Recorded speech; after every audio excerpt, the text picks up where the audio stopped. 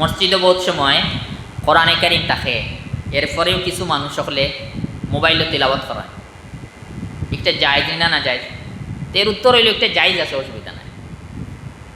মসজিদে যদি কোরআনে কারিম থাকা সত্ত্বেও এক মানুষে মোবাইল বার করে মোবাইলও তিলাওয়াত করে, জায়েজ আছে, কোনো আপত্তি নাই। বেশ সমখান কোরআনে কারিম যদি কোরআনে কারিমও যে কোরআনে কারিম যেখান মসজিদে রাখা আছে এটা যদি লইয়া পড়ে তে কোরআনে কারিমও সোয়া পাওয়া যাইব।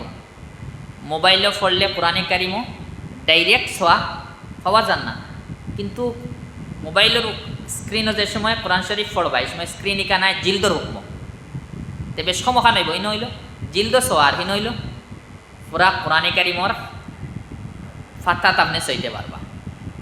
সোয়াদ তোলা বেশ কম ধরব।